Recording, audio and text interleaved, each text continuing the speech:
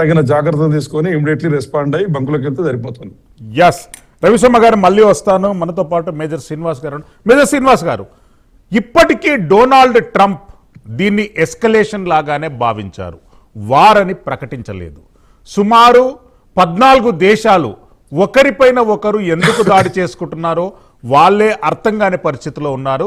కానీ ఇప్పటి వరకు ట్రంప్ దీన్ని ఒక ఆపరేషన్ ఎస్కలేషన్ గానే భావించారు. He didn't named it's as a war. ఎందుకు? అంటే ఇప్పుడు ఫుల్ ప్లెజ్డ్ వార్ అంటే డ్యామేజ్ అనేటువంటి కొలాటరల్ డ్యామేజ్ ఉంటుందండి.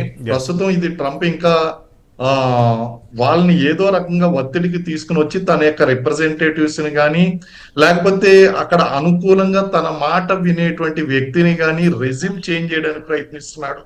అలాగే టాక్స్ కు ఓపెన్ అని చెప్పేసి చెప్తూ ఒక పక్కన ప్రెషర్ పెంచుకుంటూ వచ్చాడు. అందులో ఆయన పెట్టినటువంటి బిగ్గెస్ట్ ప్రెషర్ ఏంటి అంటే అక్కడ ఉన్నటువంటి దేశ అధ్యక్షుని చంపేయడం.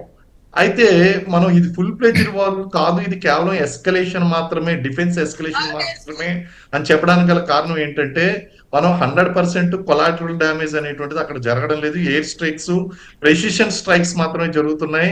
ఆ ప్రెసిషన్ స్ట్రైక్స్ లో కూడా ఈజ్ డిక్లేర్డ్ వెరీ క్లియర్లీ, మేము టాప్ లీడర్స్ ఎవరైతే ఉన్నామో ఆ టాప్ లీడర్షిప్ మీద మేము అటాక్ చేయబోతున్నాం, మిలిటరీ జనరల్స్ ఎవరైతే ఉన్నారో వాళ్ళ మీద మేము అటాక్ చేస్తున్నాం అని చెప్పాడు. అదే చేస్తున్నాడు ఆయన. అయితే దీనికి రిటాలియేషన్ కూడా అదే స్థాయిలో ఇరాన్ కూడా ఏం చేస్తుంది అంటే కొలాటరల్ డ్యామేజ్ అనేటువంటి విధంగా కాకుండా వాళ్ళు కూడా ప్రెసిషన్ గా ఎయిర్ బేసెస్ ఏదైతే ఉన్నాయో కేవలం అమెరికా ఇజ్రాయెల్ మాత్రమే కాకుండా ఇజ్రాయెల్ పైన మాత్రమే కాకుండా ఇక మధ్యప్రాచ్యంలో ఉన్నటువంటి కంప్లీట్ ఎయిర్ బేసెస్ ఏదైతే ఉన్నాయో, మిలిటరీ బేసెస్ ఏదైతే ఉన్నాయో అమెరికాయి, దాని మీద దాడులు చేయడం అనేటువంటి జరిగింది. కాబట్టి ఇది కంప్లీట్ ఎస్కలేషన్ మాత్రమే కానీ ఇది ఫుల్ ప్లెజ్డ్ వార్ కాదు. ఒకవేళ ఫుల్ ప్లెజ్డ్ వార్ కనుక వస్తే కొలాటరల్ డ్యామేజ్ ఉంటుందండి. అలాగే వీళ్ళ యొక్క ఫైనల్ ఆయుధాలు కూడా బయటికి తీసేటువంటి అవకాశం ఉంది. అది మనకి ప్రపంచ యుద్ధానికి దారి తీసేటువంటి అవకాశం ఉంది. కాబట్టి అలాంటి సిచ్యువేషన్ కనిపించినప్పటికీ ప్రజెంట్ ట్రంప్ పేర్కొన్న విధంగా ఇది ఒక escalating situation and targeted precision targeting అనేటువంటి చేస్తూ ఆ యొక్క ప్రెషరైజ్ అనేటువంటి చేయడం కోసం చేస్తున్నటువంటి ఒక హై లెవెల్ మిలిటరీ ఆపరేషన్ గా దీన్ని వర్ణించవచ్చు.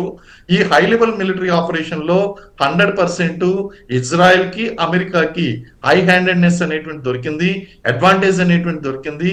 అక్కడ అయతుల్లా అలీ ఖమేనీ చనిపోవడం అనేటువంటిది ఏదైతే ఉందో అది బిగ్గెస్ట్ డిసడ్వాంటేజ్ ఫర్ ది మన ఇరాన్ కి.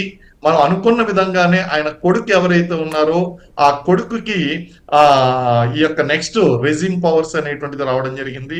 అక్కడ పొలిటికల్ ఇన్స్టెబిలిటీ అనేటువంటిది అయితే జరిగింది. కానీ ఐఆర్జిసి దళాలు ఏదైతే ఉన్నాయో ఐఆర్జిసి దళాలు ఏమాత్రం కూడా వాళ్ళ పట్టును కోల్పోలేదు. వాళ్ళు స్ట్రాంగ్ రిప్లై బ్యాక్స్ అనేటువంటివి ఇవ్వడం జరుగుతుంది. అండ్ అన్నిటికంటే వాళ్ళు చేసినటువంటి అత్యంత ఘోరమైనటువంటి తప్పిదం ఏంటి అంటే వాళ్ళ యొక్క ఓన్ ఇస్లామిక్ కమ్యూనిటీ ఏదైతే ఉందో ఆ ఇస్లామిక్ కమ్యూనిటీలో ఉన్నటువంటి ఇతర దేశాలు ఎవరైతే ఎక్కడైతే అమెరికన్ మిలిటరీ బేసెస్ ఉన్నాయో వాటిని దాడి చేస్తూ ఇతర ప్లేస్ ను కూడా టార్గెట్ చేయడం అనేటువంటిది ఒక ఫూలిష్ డెసిషన్ గాని మనం చెప్పుకోవచ్చు. అదే విధంగా ఈ కంట్రీస్ యుఏఈ కానీ యుఏఈ ఇంకా రిటాలియేట్ కాలేదు, ఖతర్ రిటాలియేట్ కాదు, కువైట్, ఇవన్నీ కూడా చూసుకుంటే ఏ మధ్యప్రాచ్యంలో ఏ దేశాల మీదకైతే అటాక్స్ జరిగినాయో ఆ దేశాలు మళ్ళీ తిరిగి రిటాలియేట్ చేయలేదు. దానికి కారణం ఏంటంటే వాళ్ళు యుద్ధాన్ని కోరుకోవడం లేదు, శాంతిని మాత్రమే కోరుకుంటున్నారు. అలాగే ఇప్పుడు రీసెంట్ అప్డేట్ ఏంటి అంటే మనకి ఈ ఇరాను హార్మూజ్ జలసంధి ఏదైతే ఉందో హార్మూజ్ జలసంధిలో ఉండేటువంటి ఆయిల్ ట్యాంకర్స్ ఏదైతే ఉన్నాయో ఆ నౌకల మీద టార్గెట్ చేయడం అనేటువంటి జరుగుతుంది.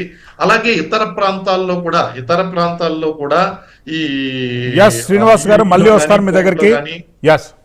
రాధా గారు, గల్ఫ్ వార్ అంటారంటే మనకు 1991